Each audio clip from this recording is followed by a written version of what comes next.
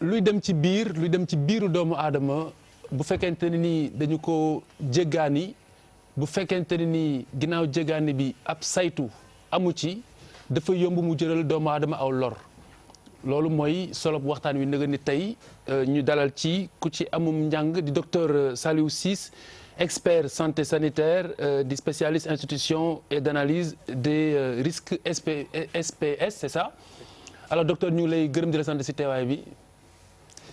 waaw Khalifa maa lay gërëm ci invitation bi di jiital ay nuyoo di nuyu ñëpp di leen wax neen émission bi vraiment émission modèle la ci paysage médiatique bu Sénégal. jërëjëf man du ma ko raté jamais. donc c'est un honneur que bu ma ko raté sax le vendredi parce que dama am activité. dama koy rattrapé le samedi matin. tigi seen yëfa. donc du ma ko raté. seen yëfa.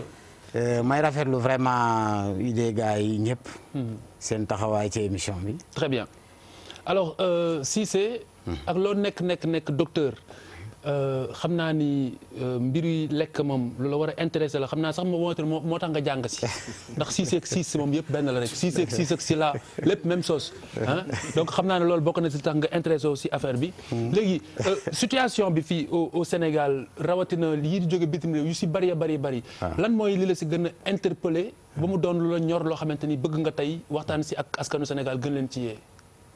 waaw laata may wax ci benn domaine.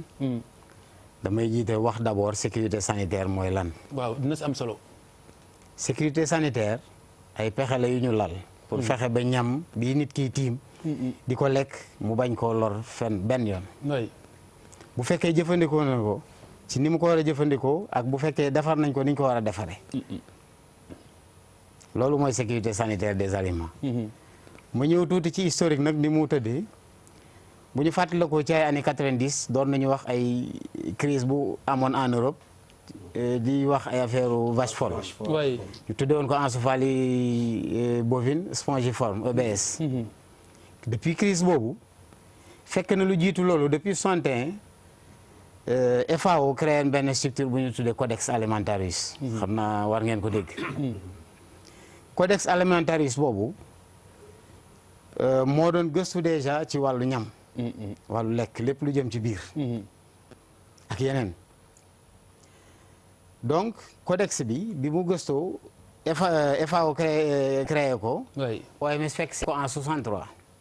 ñu bokk mu doon créer une commission mixte FAO ak OMS. muy saytu di créer di indi ay normes di ko teg pour nit ñi topp ko. normes yooyu amoon ñaari objectif bu njëkk bi mooy woon pour ñëpp bokk yem ci ni ñuy tërale ci wàllu lekk.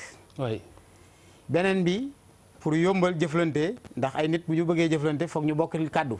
bokk langue bi ñuy wax langage. oh si sa ngaari. dégg nga. wallaay. voilà loolu lekk rek voilà mu ngoog. tamit jàng na ba am si xam-xam loolu sax macha allah. jërëjëf loolu moo indi. ñu codex doon ci liggéey bu yàgg. mais bi incident boobu ñëwee. ba mu indi woon benn crise diggante Angleterre ak France. tubaab yi commencé di def attention ci li ñuy lekk. ci la ñu créé une série de règlements li ñuy wax ay règlements CE. dans le domaine alimentaire. règlement yooyu ci seen zone géographique lañ koy appliqué. tey bu doon dugal dara luy dem foofu comme lekk tu es obligé nga conformer wu ci seen référentiel yooyu. ba ñu tampon ko sax ci këyit gi. très bien. muy mën naa ci citer rek rapidement bari na noonu ces règlements yi du jeex.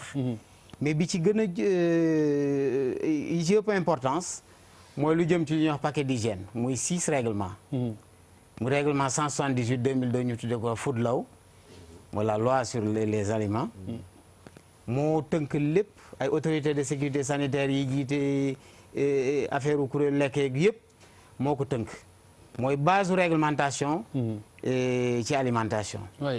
jóge fa def 852 2004 853 2004 854 2004 882.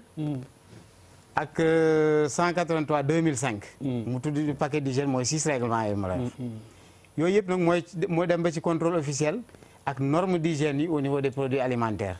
Soit d'origine animale wala des produits alimentaires d'une manière générale. Donc en Europe noonu la ñu régler problème bi. dara du fa dugg ci noonu ci Mali. Très bien. ma dolli la ne sax te danañ ci ñëw ci waxtaan bi normes yooyu yemuñu ci référentiel yooyu mais dañu créer même un réseau d'alerte ñu tuddee ko RASEF. Rapid Alert System for Food and Feed. RASEF boobu mooy alerter tous les pays européens de la communauté. bu fekkee am na lu dugg foofu te muy contaminé wu. Immédiatement tous les pays dañu nekk au courant donc dañu naan par exemple tel produit sénégalais bloqué leen ko. oui. parce qu'il est contaminé.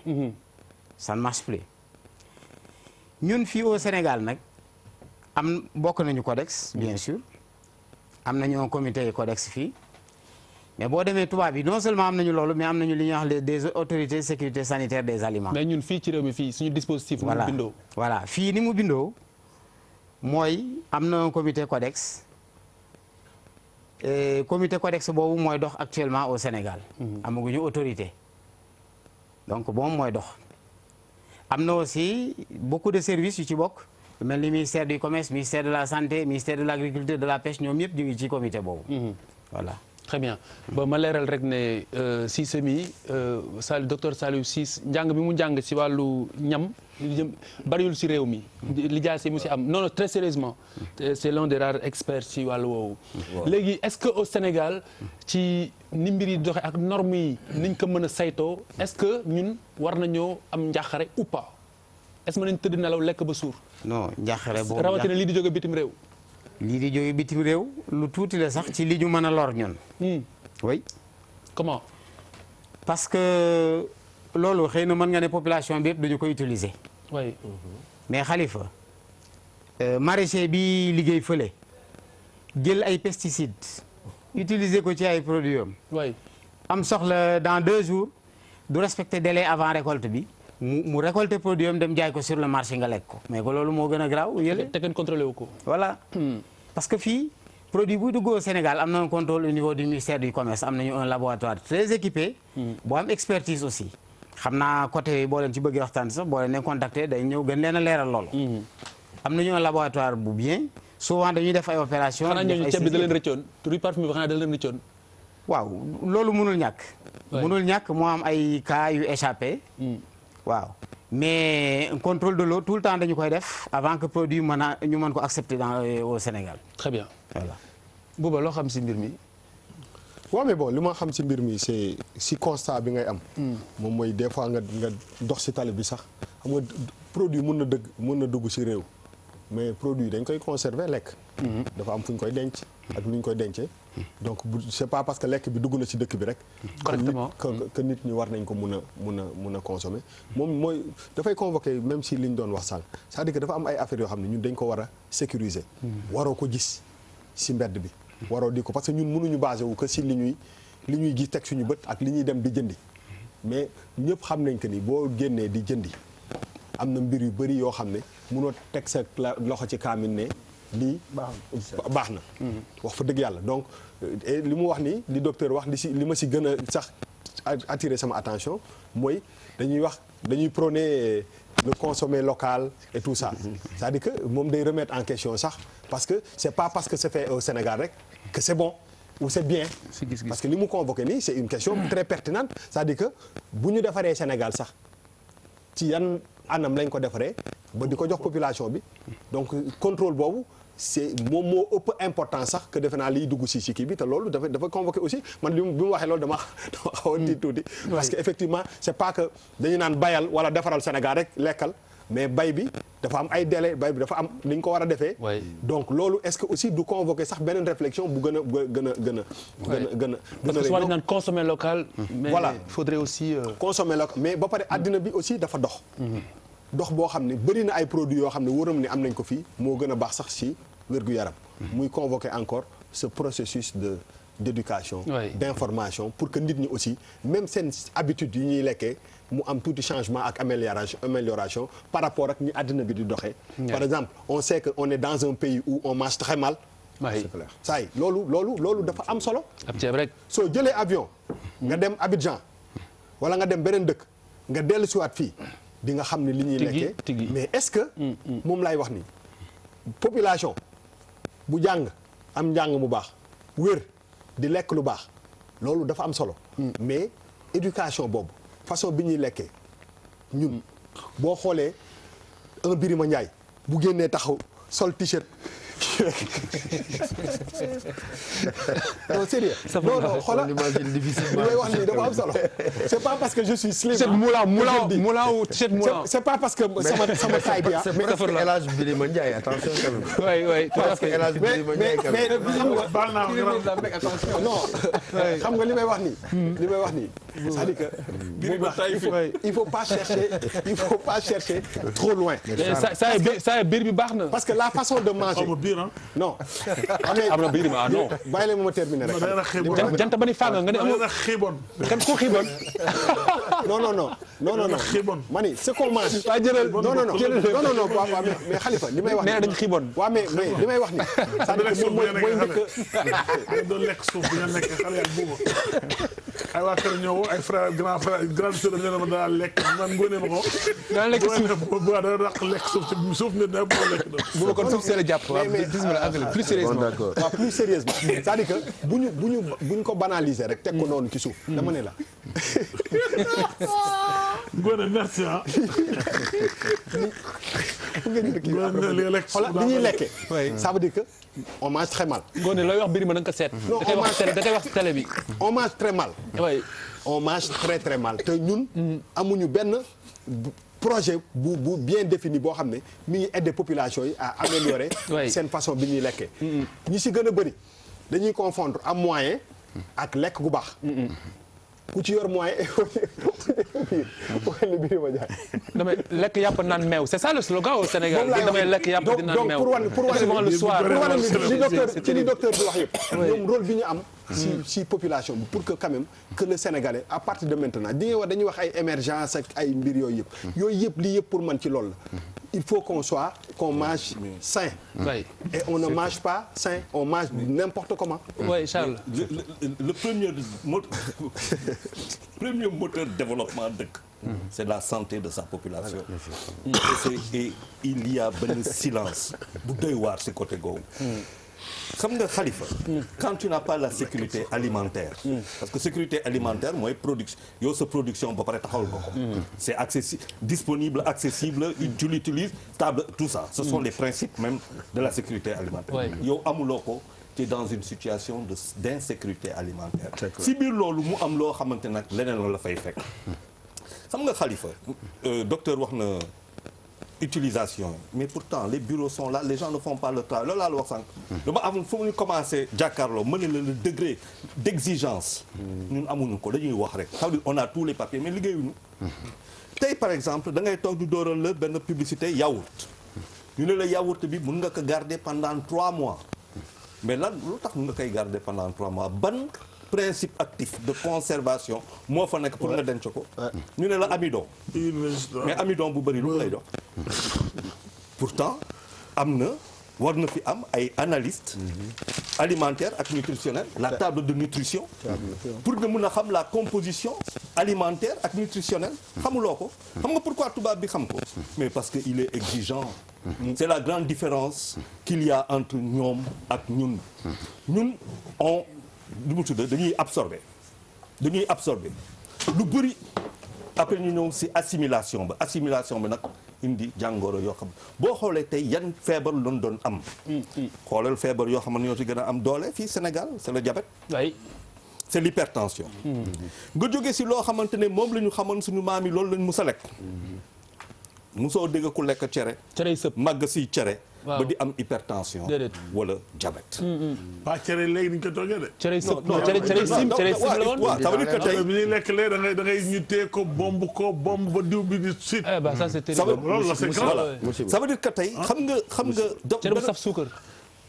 benn docteur me disait que Chine ils se sont rendu compte benn peuple buy dem ba di am maanaam kattan am xaalis consommation bi day yokk si ñaari projet ndekki bi le matin souvent c'est à base de lait moi je défie n'importe qui ñan jël meew yi ñu yóbbu ko dans n'importe quel laboratoire.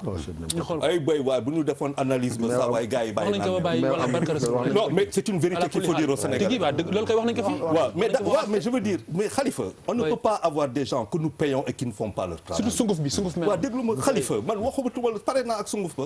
dama ne dafa am diwlin bu way na. diwlin bu way. gisoo ko mais way boo ko téye nii mu nekk. muy congelé. day congelé. loolu musiba la. waaw mais waaw. ma fépp. mais il y a des gens qui sont payés pour ça. tigi si xaalisu contribuable la ñuy jël di leen fay pour ñu def liggéey boobu ngir suñu santé yokku afin que nous soyons ñu mun a développer suñu dëkk leneen du émerger dëkk bi bu dul santé. éducation ñëw tegu si. Khalifa boo demee si farine nga boo demee yaa ngi ne huile ba yaa ngi wax beurre ba yaa ngi ne lu ne. Qu'est-ce qui nous dit ce que nous mangeons que nous mettons dans notre ventre dañ koy absorber assimilation bi indi ñu feebar. Nous avons un sérieux problème surtout ce que xamante ne am na ay kër yoo xamante ne ñemetu ñu lekk léegi mu dëkk bi. dañ ko éliminer. parce que lu ñu leen wax moo day waar. pourquoi muy continuer ñu koy bàyyi muy continuer. pourquoi muy continuer pourquoi muy lew ñu koy bàyyi muy law muy dem noonu. c'est-à-dire il y a des rendez-vous yoo xamante ne d'exigence auxquels nous ne répondons pas nous ne savons pas être présents et ainsi de suite et après on parle.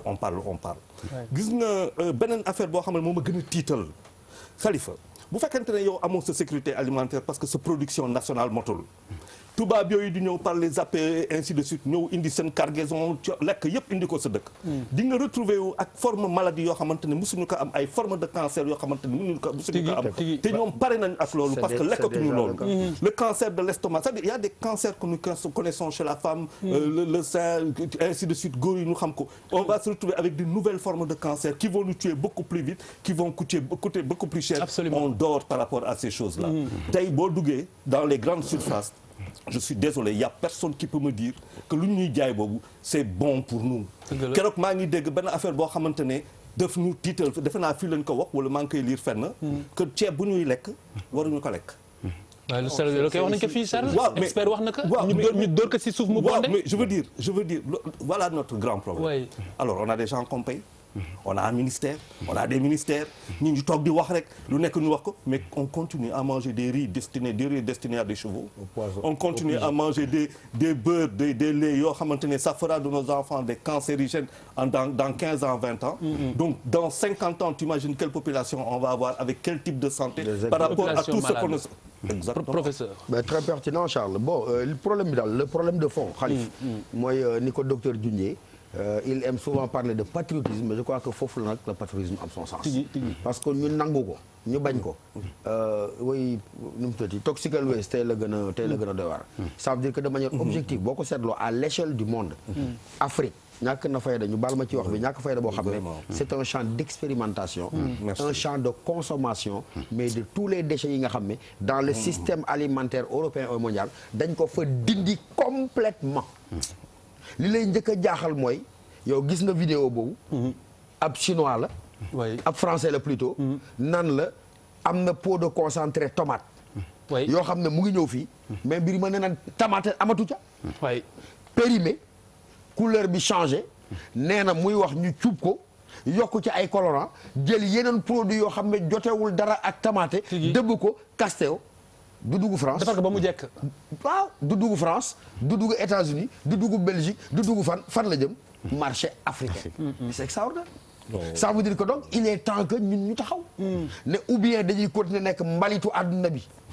nga xam ne ku waay di expérimenter sa musiba fii nga koy testé ci population africaine yi bu ñu dee nga bàyyi ko bu ñu dundee nga continuer ko wala saw mbalit bu mu nekk nga jël ko xapp ko fii je crois qu'il est temps que ñu taxaw ci te nag comme ni mu ko waxee ñi ci war a njëkk a taxaw mais mooy ñi yor réew mi yor suñu sécurité ñoom ñoo ko ŋànk suñu kaaraange loolu dañ ci war a taxaw leen li de manière plus générale waxoon nañ ko fi xam nga la solution de fond à tout ça malgré le bémol qu'il a apporté wër gu yaram mënta nekk tant que amul lëkkalikoo entre yow ki nga doon fi nga juddoo ak la ngay lekk. mu war a jóge ci fa nga nekk. mooy la ma wax nga lëkkalikoo boobu bu amul. entre yow. suuf sa environnement ba aliment ya ngay lekk. mais de toute manière comme il dit tu t'exposes à toute forme de maladie. dafa am loo xam ne jarul sax ngay sori ci xam-xam pour xam ko. na nga ko fi junjee léegi sama gàmbul gee maa leen di ziar nuyu leen ñu xamoon cereg mbuum wala ñeleng wala ngurbaan wala laalo mais boo comparé comme ni mu la ko waxee taux de diabète bi sur 10 ans 15 ans 20 ans mu lié au fait que ceeb bu ñu parfumé ñëw na parce que y a un lien intrinsèque entre riz parfumé ba ak diabète ba mu développé donc tant que réglé wuñu problème yu mel noonu fii la ñuy nekk rek encore une fois exposer les populations ba pare déjà paj mi problème la santé bi mu ngi sooxe nguur gi bariwul doole noonu mais ñuy nangu nekk des machines à cancer ça veut dire quoi di importer simplement des bactéries et des virus yoo xam ne dañu koy enveloppel cuuraayal ñu ko defaral ñu ko ba mu baax ñu tëj buntu àdduna yëpp ñooy nag Afrique na moom na fa dem bul ma joxati parole Sall pare nga alors en fait je suis totalement d'accord ak gars yi la ñuy wax sauf que en fait xam nga il est établi aujourd'hui xam nga que tous les pays du monde dañuy produire que tu sois pauvre riche da ngay produire mais pour moi le problème essentiel mooy conservation dafa am solo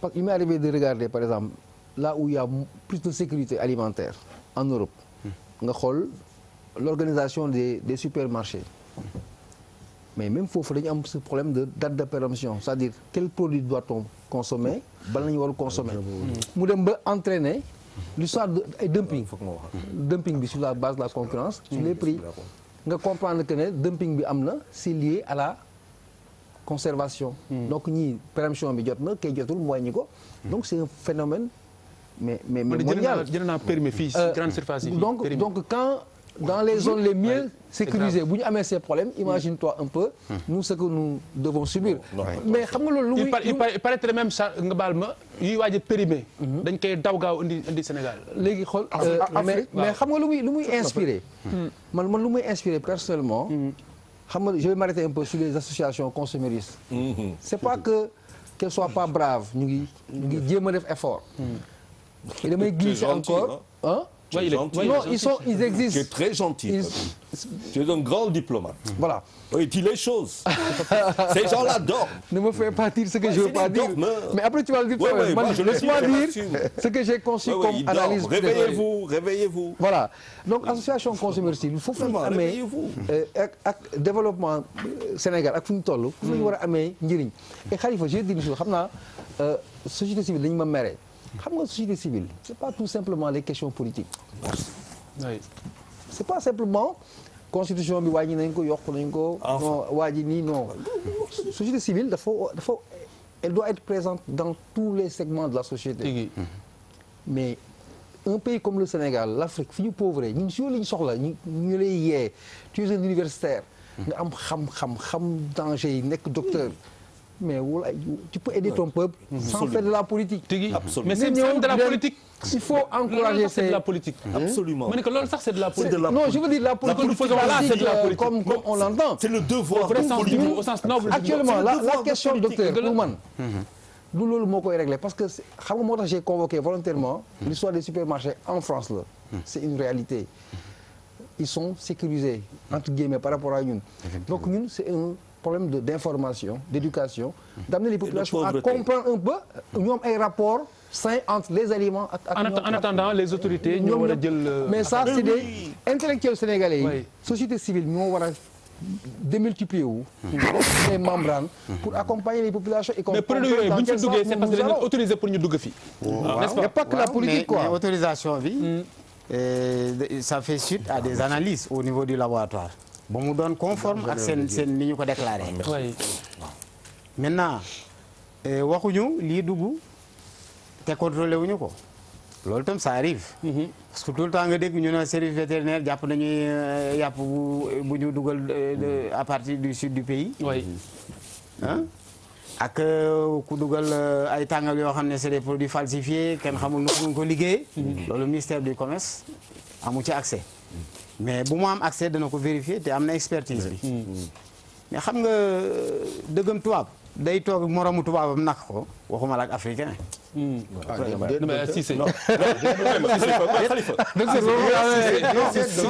nañu waxante rek. ni mu demee. non Angleterre on est expert en naxologie. waaw Angleterre. bu dee introduire de la viande contaminée. ou bien des aliments de la farine contaminée en France. Français yi mën nañu koo xam ba commencer constater maladie bi. mais ñoom li leen dimbali mooy li ñuy wax la traçabilité. xam nga lu jëm ci lekk dafa am lu am importance. ñoom dañ ko faral. man am na lu ma xaw a gis ci liggéey codex. mais je pense que am na insuffisance. parce que ñun dañuy jël rek copier coller. ça je le dis tout haut hein. oui merci. je le dis tout haut. copier coller xam nga xam-xam dafa xam-xam. waaw maa ngi ñëw ci loolu. matière d'approche. xam-xam dafa war a jariñ. dafa war a ànd ak xalaat. oui. tey le scientifique. bu fekkee jël nañu modèle lu codex. jël toutes les parties prenantes ñi intervenir ci codex. fàtte le commerçant. man gisuma commerçant ci. et ça j'ai attiré l'attention sur ça. mais xam nga fii boo amul jàppale kenn du la déglu. oui c'est ça le problème dans ce pays. xooluñu ko xam wala ku man mais li ñuy xool mooy da ngay bokk ci réseau wala nga am kii ñu boole la. bokkoo ci ñu teg la fële. man j'ai fait exprès j'ai tout fait pour courir derrière des structures fexe ba créer même une association de défense des consommateurs. tudde ko aliments et environnement sain. lépp pour bëgg xeex rek ci cadre boobu. oui en plus de mes activités dans le secteur privé yoo xam ne c'est des activités. et politique voilà rémunératrices ak yooyu. et politique. voilà waaw. mais maintenant boo jëlee fàtte partie prenante bu mel ni commerçant. buy jaay un produit. à part facture bi muy def. facture bi sax mën na ñàkk des fois. oui facture bi mooy élément de traçabilité tey boo découvrir dara ci un produit alimentaire boo remonter la chaîne fooy jaar. système boo amul enregistrement fooy jaar. le commerçant il n'enregistre pas à l'entrée. le détaillant du def loolu. le grossiste en vendant du enregistrer à la sortie. wala peut-être facture bi rek la y a des cas qui échappent. du am ay détails yu lourds et tout. très bien très bien Birima da ngaa nelaw. Birima waaw acca dama gis nga kii da nga sonn waaw bàyyi ko mu yeewu Charles. après ma doxlu. waaw vas-y alors. non donc balaa ma fàtte ko. xam nga sànq li mu doon wax l'enfance. xale lan lay consommer lu dul tàngal ak biscuit. mais conservateur bu fa nekk stabilisateur ba lan la il faut que mu nekk graisse non.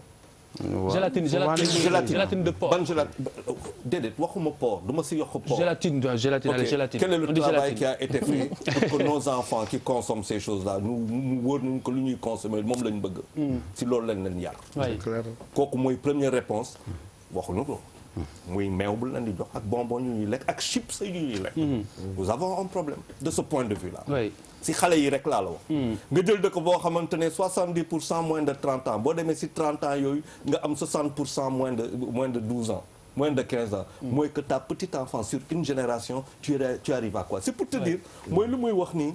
nous sommes encore dans benn moyen âge de gestion yoo xamante ne dafa doy waar. il faut oser dire les choses Khalifa c'est-à-dire lu xew suñu dëkk boo duggee amul tiroir boo ubbiwul te gisoo fa kayit bu fa nekk. pour rek ñu mën a faire face à ce. on ne fait pas face pourquoi. alors question boobu am na. Khalifa. waaw dama déglu ñu doon wax tey ci wax dama am loo xam dégguma kenn laal ko fi gis nga bu njëkk. danaa dégg ñaan la diabète dañ koy doon tellement bariwul woon yaa rappelé loolu. très faible c'est vrai. bu njëkk daan diabète dañ koy doon bu sa papa diabètul doo diabète. dama mën a compter ñu diabète ci Sénégal. tey ñaata nit ñoo diabète ci réew mi. mais épidémie la. est-ce que seetlu ngeen léegi nit ñi ni ñuy dee. est-ce que dox ba ñu jekk ñu ni boobu ma ngay nelaw. tigi wala jékki-jékki ñu ni. dafa am malaise. am na malaise. waaye. wala jékki-jékki ñu ni am na AVC. waaye. lu koy noonu la ñuy lekk. alimentation. mais alimentation bu defoon ay études. li alimentation di rey ci Sénégal feebar reyatu ko yow de feebar de alimentation mooy rey. da ngay jàkkaarloog sa télévision. ñuy publicité yow mi jàng xam. poson. ñuy publicité posen nga xam ni. posen la. poson muy jaar ci télévision monde yëpp. ñi koy yor war ko contrôler xam nga mais waxuma télé dafa def dara télé day liggéey ku fay ñu defal publicité yaa rien c'est pas grave. mais ki ko fii indi moom mi koy jaay sax. ak ñi war a xam ne la muy wax waxul dëgg. ba muy def produit day seet benn waaye bu ne comme fa koy xeesal. waaw Birima ku sañ publicité kay dafa fekk dina la baax na dama ne da ngay fekk ku xeesal ba weex tal yor teem. oui kaay ma fay la. kaay teel ba produit ne moom nga diwoo. oui. day leer ñëpp lii mu yor diwoowu ko. oui. non leer na ñëpp. dëgg la kay.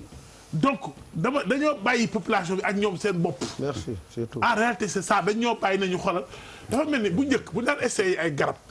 ci jinax yu weex rek daan essayé. jinax yu weex ñun ñooy champ d'expérimentation ñooy jinax yu weex.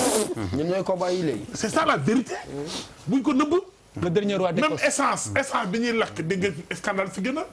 yaa essence yow oto boo fi yor léegi mu daw 1 an nga panne moteur. fépp la dañoo jël daal ñu def ni loo xam ni. lu kenn soxlawul ñu sànni ko maintenant nag. du Sénégal rek ça c'est l'Afrique. dëgg la. c'est l'Afrique. te aussi ñun africains aussi ñun ñoo ko bëgg. parce que même attention non xam nga du bëgg bi sax waaye. non ñoo ko bëgg professeur li mu doon junj sànq. professeur li vidéo bi doon junj sànq. waaye dafa ne produit yooyu même bu fekkente ni baaxul eh bien ñi nga xamante ne nii ñoom ñoo ko fiy dugal ñoo koy dugal Afrique. ne seen ger neexut a bañ. maanaam li ñu am si ay koppar di ko si def neexut a bañ. mooy dirigeant yi ma wax rek. mooy moom jul na ko bëgg. dama ne mais gars yi léegi ñu war a pare de. Khalifa j'ai juste une préoccupation. produit boo ko seetee ba ci biir. en docteur leneen ma jaaxal. ab tubaab jëlee ko indi ko directement. waaw nit ku ñuul la koy contracteel. dëgg la kay. moo koy indi di koy jaay Afrique mooy rey bu Afrique. tigi dëgg la kay dëgg la prof. benn préoccupation la gis ngeen benn industrie bu dox bu ces dernières années là ndox yooyu nekk ci les sachets en plastique. c'est extraordinaire. parfois nga def nii gis ci ay verre yu ne ci biir. tigi ñu koy defar fii di ko jaay mu nekk premier niveau de consommation parce que la plupart du ñu dem jëndi ay eau minérale bi nekk ci kii ba bu ñu nee ci mbedd moom la ñuy naan. même si xew yi mais est-ce que am na liggéey boo xam ne instance de contrôle la ñu ngi koy def. parce que loolu ci xew yeeg partout. te boo xoolee numéro téléphone bi ci nekk. am na ku def expérience bi ñëw ne ma damaa jël numéro bi woote mais le numéro n'existe même pas. numéro bi bind ci maanaam ci emballage bi. ce numéro n'existe même pas. toog ubbi ca biir kër ñu ne xaw ma noo koy woowee osmose xaw ma nan man xaw ma mais loolu nu mën a demee noonu que les gens observent regardent comme ça ñuy jaay façon ndox moo xam ne da nga koy naan mais feebar boo xam ne dara la faj xam nga et c'est le commerce le plus riche fi mu nekk nii xaaral bu ci kanam tuuti ba tàngaay terrain ba lamb ja on a xew ya waaw foofu xam nga lekk et puis li gën a garaaw Khalifa yow professeur day yàqal ki def lu baax ci ndox moomu ñuy jaay am na ciy baax am na jeunes yi def lu baax. mais ñëpp a koy def léegi. xam nga doon buñ nee dafa dox dafa ba day tooñ. dëgg la du tooñ. am na ñu koy def mu nekk lu baax. mais loo gisee loxo saay saay mais am na ñoo xam ne am na vidéo bu jigéen ne. déggoo may la am na vidéo bu jigéen ne yu industriel yi. gaa yi di jël ndoxu kii bi loolu vidéo génn na ci. dëgg la sachet yooyu vidéo génn na ci. ma daan naa ci vidéo. passé na sachet yi même si bonbon yi sax dañ ko si def. donc seet naa ci vidéo. loolu mooy solo li may wax damay rejoindre Charles ci li mu wax sànq. fii tout est bien fait. Sénégal. lépp ci wàllu législation doxalin ak. lépp wax on a les meilleurs textes au monde. voilà. applicabilité dama leen di renvoyer ci code de l'hygiène bu Sénégal. oui. boo leen amee jot ngeen parcourir ko xool tout est fait. mais waa service d'hygiène boo leen joxul moyen bu ñu liggéeyee nu ñuy defee seen liggéey correctement c'est pas possible. tigi loolu itam autorités yi ne ci kaw peut-être mënuñoo xam lépp. mais ñi ko yoree dañu ko jox ñu ko man mais lii moom c'est andi. ñu man leen a informer ci nu ñuy doxale ba mu jariñ nit ñi. jariñ askan wi. très bien Bouba. c'est ça le problème au Sénégal. bu ma jël. non man en fait je vais rester fidèle si fi ma nekk rek. pour wax que ni quand même xam nga le goût là caf liy saf. habitude la. le palais dañ koy éduquer. waaw moom laay wax ni dëgg la donc dama ne.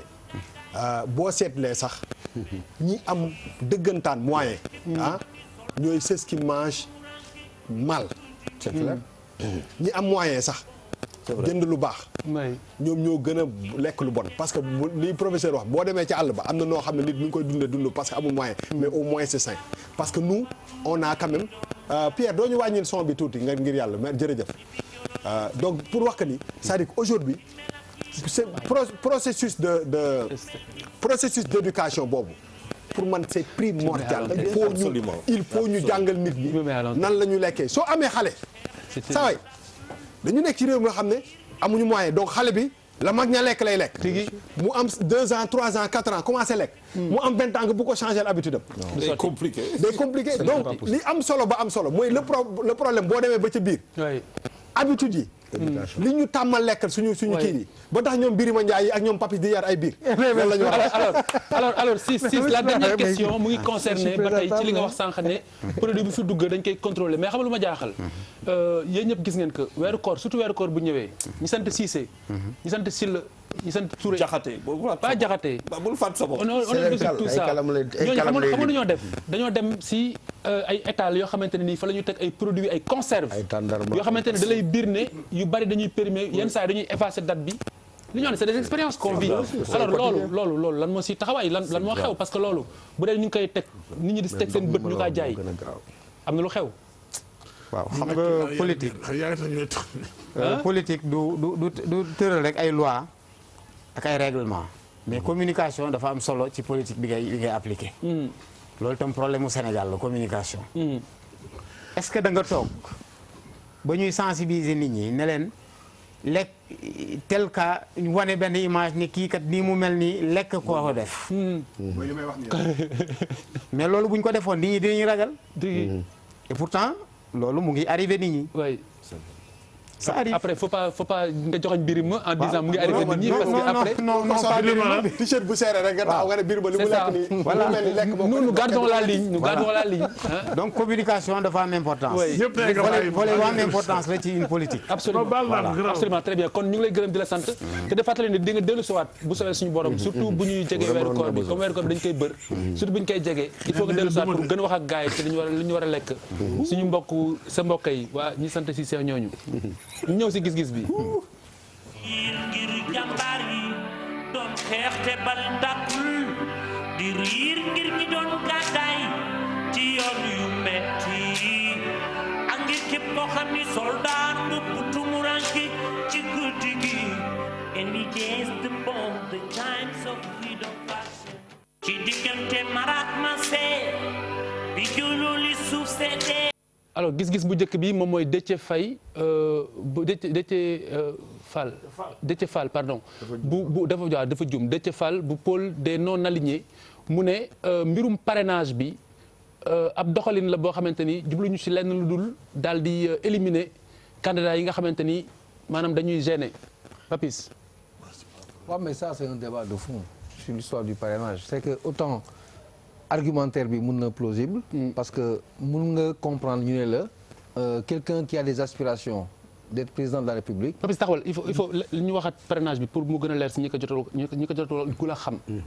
donc il faut avoir un certain nombre de signatures. waaw il faut nga am ñu am signature yoo xamante ne ni dafay toll ci juróom benn fukki junne ak juróom wala 1% waaw 1% bu ñi nekk ci fichier bi. waaw ba pare am conditionnalité bi mooy minimum bi.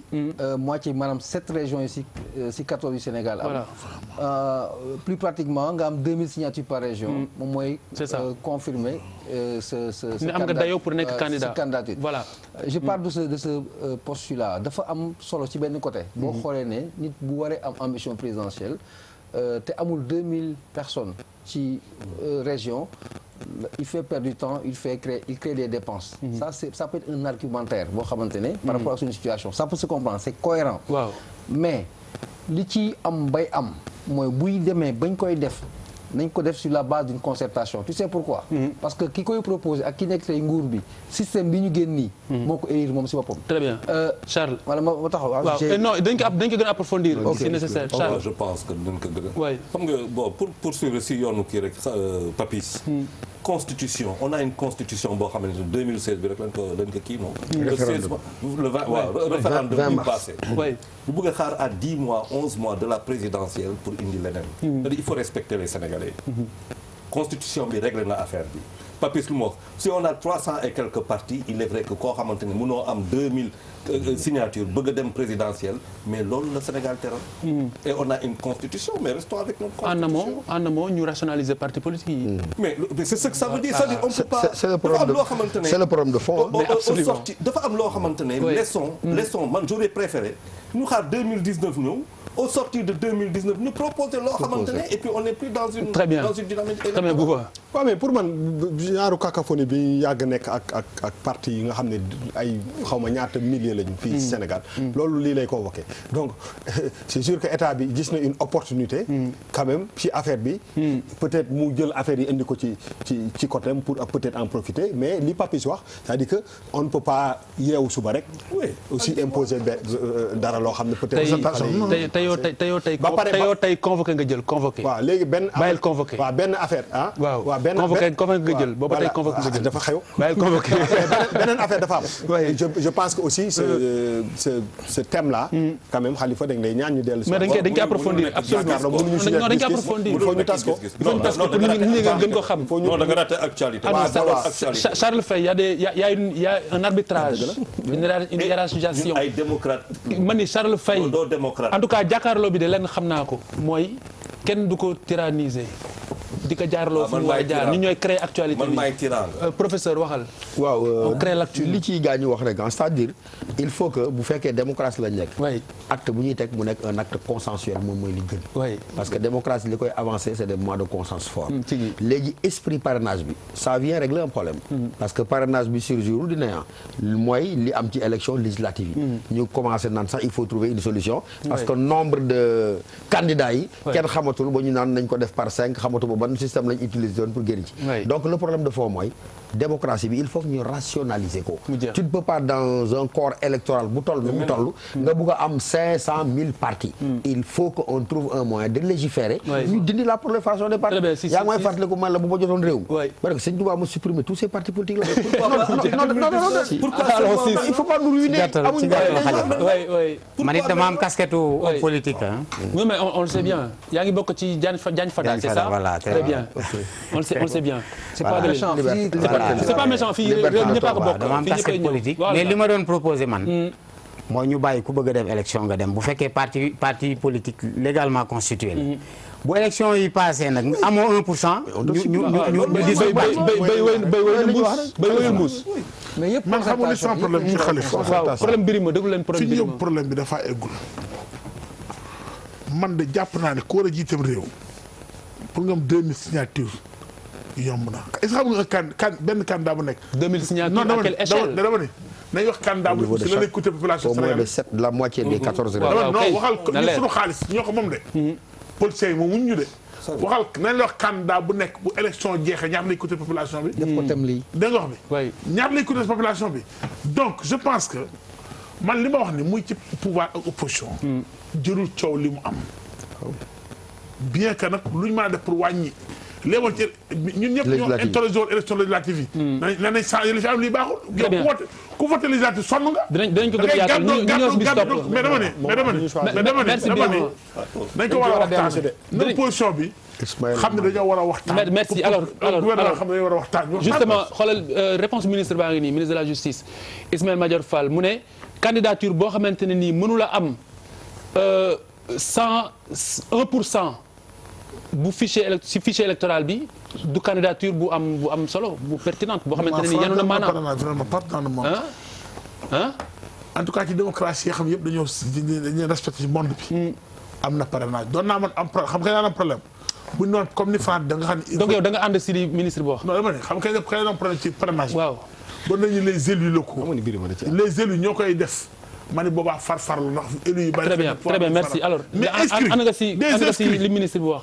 tu sais Khalifa on n'attend pas. on peut avoir ça encore. non daf ni candidature boo xamante ne nii mënul am 1% du fichier ce n'est pas une candidature pertinente. ah ok d'accord. il y a des choses évidentes. Oui. mais on n'attend pas à 11 mois d'une présidentielle. C'est une question de timing pour toi. Non, ça veut dire ça. Oui, mais attends, à la limite. Très bien, professeur. Attends, les gens là. waaw dans l'esprit oui mais encore une fois concertation à la base. Très bien. d'accord. waaw li ma waxoon rek laay wax. Concertation à la base. Très bien. Bouba. Concertation à la base. non pour moi le moment bi moo. c'est le moment timing question timing moo opportun wul pour parler de ça. xam nga laa ciy dugal. en rappelant que principe ku amul 2000 candidats comme ni ma wax léegi pour ne pas me répéter. mais est-ce que xam nga dans l'histoire des élections présidentielles am na ay nit ñoo xamante ne au départ quasiment insignifiant c'est quoi le principe et l'importance d'une campagne électorale. bañ ñëw. C'est quoi l'importance? C'est de se vendre ce projet. Donc en 3 semaines, tu peux avoir une ascension pour avoir convaincu ton peuple. Donc c'est très discutable. bañ ñëwaat si alors bañ ñëwaat si dañ see ñëwaat alors ñëw si bis topp.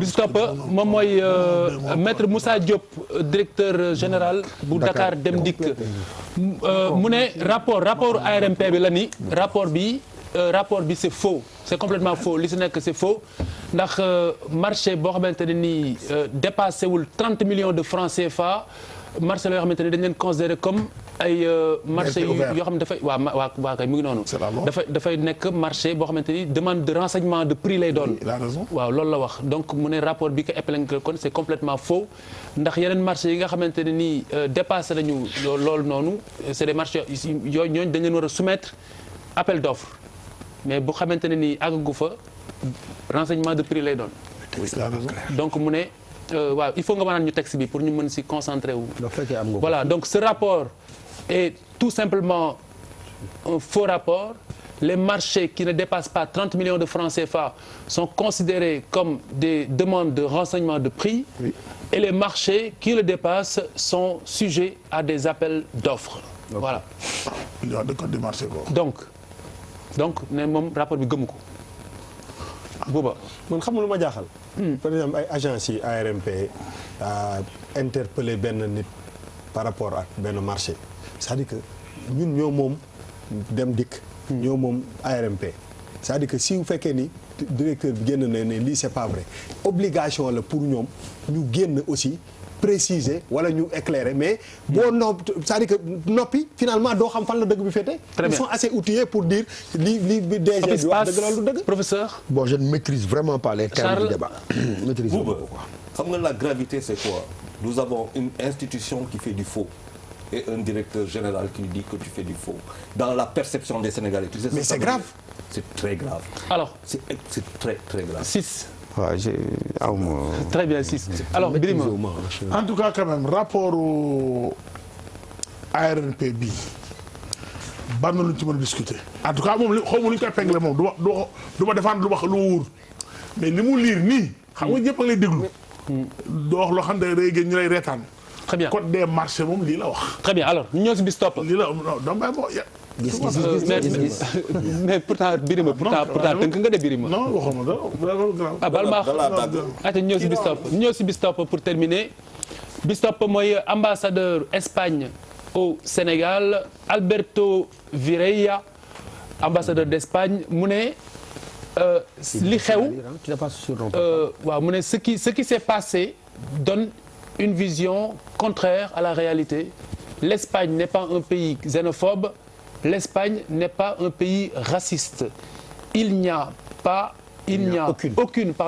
aucune discrimination envers les Sénégalais maanaam ci tënk mu ne li xew ak li nga xamante ni moom moo xew moom ca Espagne bokkul ndax Espagne du réew moo xamante ne dafay boddi wala réew moo xamante ni daal dañuy xeeb ay xeet nee ne amul je vois rien là nee ne amul benn boddikonte bu am foofu ci Espagne boo xamante ni ñeel na Sénégalais yi oui Birima c'est des racistes. waa Espagne. c'est le mot qu'il faut attendre Sénégal la ñoo dëkk ci àdduna bi dañoo war a bàyyi nit ñi ñuy rey dans le monde di rey comme des chiens. xam nga dama ni Birima ndànk rek waaw même dama ni. Birima ndànk rek Espagne ni Europe la sax ni ñuy def. sunu c'est un pays souverain Birima ndànk rek. dama ni ñuy def sunu immigrants yi. waaw dugg ci réew ba ñu sonnee réew yu bari en Europe. fan lañu amee seen alal ji dañoo immigré ji. est-ce que doon rey Italie lu ko développé l'immigration. tous les pays la mën l'immigration loolu dëgg la. non mais xam nga nan la. adduna bi dañoo bokk planète bi. di liggéey. moom ay règlement. ñoom ay règlement. waaw boo nekkee ci réewu jàmbur. soo deful loo xam ne moom la waa réew mi tracé. dañ lay tëj teg la ci yoon. loolu kenn bañu ko. mais quand même di dóor ay bal ci mbedd bi comme kuy rey ay muus. teguñu ko fenn très bien merci 6. waaw lii c'est courant. bu yàggul maa ngi gis benn vidéo Facebook mais vraiment dama rus quoi. très bien téye nit di ko traité noonu téye ko jabar ji toog di yuuxu ñu wañaar loxo bi. quand même c'est grave. Charles ça c'est grave. Charles Faye tu es tétanisé là. oui. ay mbokkam la non. doo wax. non. ay mbokkam lañ waxal Sénégal tax mu wax ay mbokkam lañ non kii portugais la. ay mbokkam lañ non je suis désolé c'est fini là. c'est pas toi qui donne la parole. non c'est pas toi qui donne la parole. mais Charles attention je ne vais pas laisser passer des stigmatisations. non mais du stigmatisation. il blague. ça va Charles. je ne blague pas. ok déglu ko. il ne t'appartient pas waxal de décider à ma place sur ce qu'on dit me concernant. il y a 150 000 Sénégalais ou peut-être moins en Espagne. dëkk boo xamante ne da nga dem fekk leen foofu mu am lu xew mu am noo xamante ne ñu ngi liggéey pour régler problème boobu man en attitude responsable loolu laay jàpp bàyyi loo xamante ne mooy indi di lor di sonal lu ñu gis mënuñu neex mais c'est partout on sait qu'il y a mais Charles ce soir tu es trop premier degré. kii Birima il est au centième degré ngay kii bàyyi ko rek alors gëmul li mu wax non mais sa li nga wax ci point yoo xam ne ñaa ngi koy liggéey bàyyi ko il est premier degré là bàyyi ko tey il est un peu c'est injuste li ngay wax non c'est toi qui es bizarre c'est toi qui te prends pour depuis quand je suis que ñu raciste ou pas beneen débat la mais ce qui est important. mooy lii. soit fair play Charles Faye soit fair play un peu là. mooy li ñu war a jëfee li am importance mooy. président Macky Sall dama ko dégg mu réagir si voyage am bi au Rwanda. di wax ne les Sénégalais où qu'ils soient ils seront protégés. absolument moi c'est ça qui est important c'est-à-dire que état bi mu raciste ou mu bañ raciste kooku c'est son domaine. mais l'état du Sénégal doit appliquer li président bi wax. très bien.